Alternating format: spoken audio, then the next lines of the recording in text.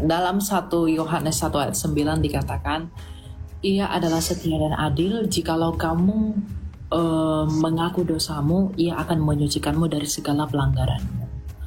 Ya, itu bisa benar bahwa begini, kita itu perlu mengaku dosa, merendahkan diri kita kepada Tuhan sebagai tanda bahwa kita sedang membutuhkan pertolongan Tuhan.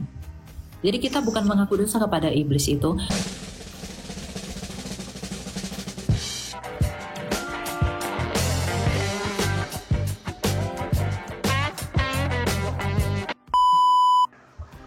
Selamat malam, Kak. Ya, malam. Silakan berada mau apa? Saya sedikit mau bertanya, Kak. Gini, Kak Elia. Di daerah saya tuh kebanyakan orang masih mempercayai tentang mitos, yang artinya kayak macam kuasa-kuasa gaib gitu, Kak Elia. Nah, jadi memang bahwa hal itu ada memang hal itu. Nah, pertanyaannya begini, Kak Elia. Biasanya orang yang menggunakan ilmu-ilmu gaib itu keluarnya pada saat di tengah malam, di jam 12. Ini secara ya, Kak Elia, secara logik kita berpikir saja nih, Kak Elia. Nah, pertanyaannya, kenapa dia itu keluarnya pada saat jam 12 malam, yang kemudian orang itu pada saat tidur baru dia beraksi. Dia punya yang beraksi ini siapa? Si kuasa-kuasa gaib itu, dia beraksi itu pada saat jam 12 malam. Yang mana orang pada tidur dan jiwa itu sementara, misalnya kita mimpi nih, Kak Elia. Kita mimpi itu kan jiwa kita itu sementara melayang-melayang. Nah, katanya di situ mereka akan tangkap. Mereka siksa di situ. Jadi tubuh kita ini yang kita sementara tidur itu kosong.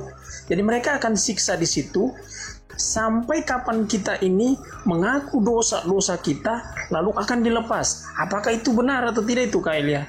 Saya mohon untuk membantu penjelasannya. Mengaku dosanya sama hantu ya? Nah, maksudnya begini, Kak Elia. Maksudnya gini, ketika tubuh dia itu memang dia sementara dia disiksa nih, jiwanya sementara disiksa oleh makhluk gaib. Nah, sementara tubuh di sini kosong. Dia sementara ditanya, kamu harus mengaku dosa-dosa kamu, harus mengaku supaya Tuhan bisa mengampuni. Ketika dia diampuni, berarti si roh jahat itu akan lepas, katanya. Lepas ininya. Apalagi si kuasa gelap yang menahan apalagi ya namanya, di jiwanya yang ditahan itu, Kak Elia. Ketika dia mengaku dosa-dosanya. Makanya itu saya kadang-kadang itu bingung, benarkah tidak ini? Ya, begini ya. Dalam 1 Yohanes 1 ayat 9 dikatakan, Ia adalah setia dan adil. Jikalau kamu mengaku dosamu, Ia akan menyucikanmu dari segala pelanggaranmu. Ya, itu bisa benar bahwa begini, kita itu perlu mengaku dosa, merendahkan diri kita kepada Tuhan sebagai tanda bahwa kita sedang membutuhkan pertolongan Tuhan. Jadi kita bukan mengaku dosa kepada iblis itu, tapi kita mengaku dosa kepada Tuhan. Dengan pengakuan dosa itu, maka kita merendahkan diri, dan di dalam kerendahan itu kita memohon belas kasihnya Tuhan, yaitu mujizat, agar kita dilepaskan dari belenggu dosa itu, belenggu setan itu. Jadi memang itu tidak salah. Anda boleh mengaku dosa sama Tuhan, akui semua kesalahan dan dosamu, yang dengan demikian kamu merendahkan diri kepada Tuhan, baru kamu minta tolong kepada Tuhan di dalam pengakuan dan kerendahanmu itu. Itu bisa terjadi. Tapi tidak terbatas pada hal itu, tapi alangkah lebih baik kalau memang dilakukan begitu. Gitu, karena bagaimana mungkin kamu mengharap belas kasihnya Tuhan sedangkan kamu tidak merendahkan dirimu dengan mengakui dosa-dosa. Gitu. Gitu ya. Kak, itu satu. Yang kedua Kak, terakhir. Bisa? Oke. Yang kedua nih begini. Yang kedua itu ada hamba-hamba Tuhan yang menyembuhkan orang-orang sakit itu biasanya dia menyembuhkan dalam waktu pada saat dia sembuhkan di tempat yang sama.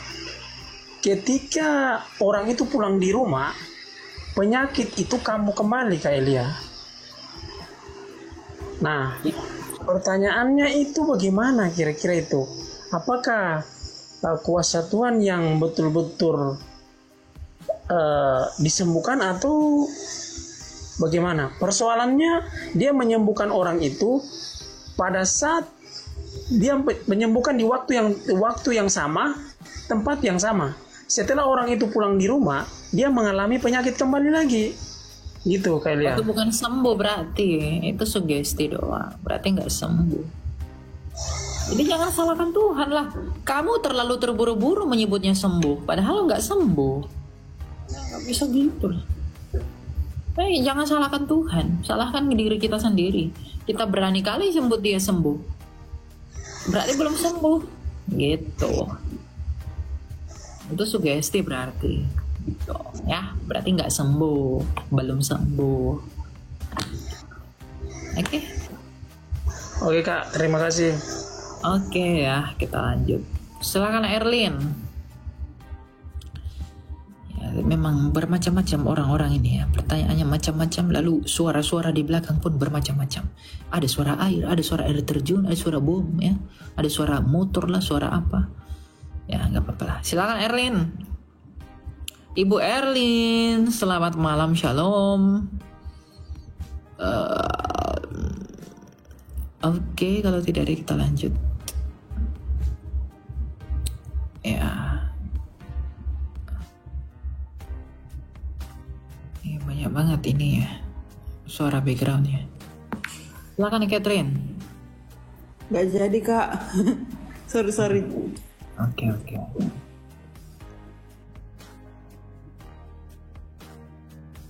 Emang gitu ya.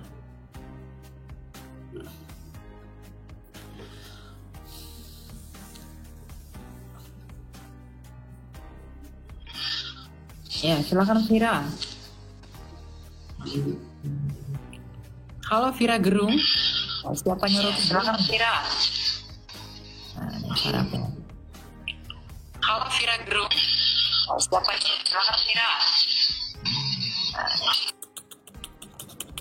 Suara saya dikembalikan ke saya, padahal saya tidak mengharap itu kembali. Ya.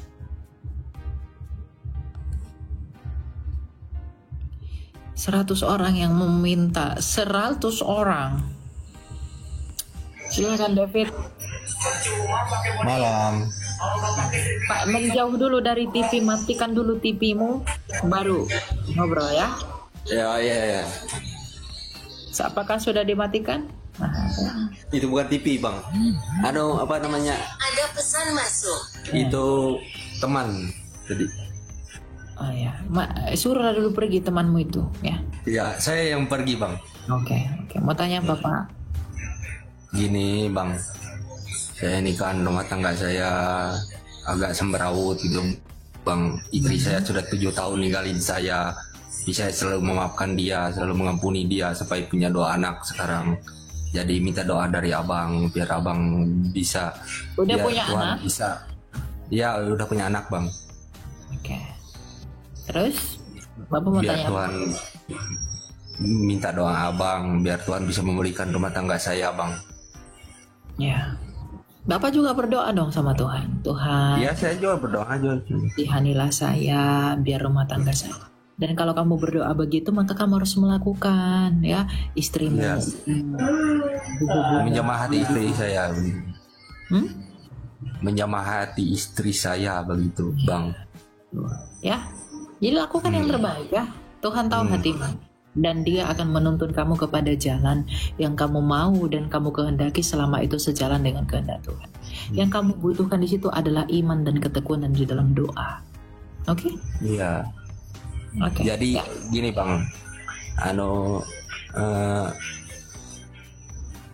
apa namanya, saya kan istri saya itu kan selalu menuntut kepada saya kan Bang, sementara saya kan lagi sakit Bang, saya sakit ditinggalkannya kan, terus saya sekarang maafkan dia sudah, dia sekarang sudah kerja, lalu dia lupa sama saya Bang, saya seperti tidak dihargai oleh dia Bang, meskipun saya mengantar uang bulanan ke sana Bang, ke tempat istri saya kan.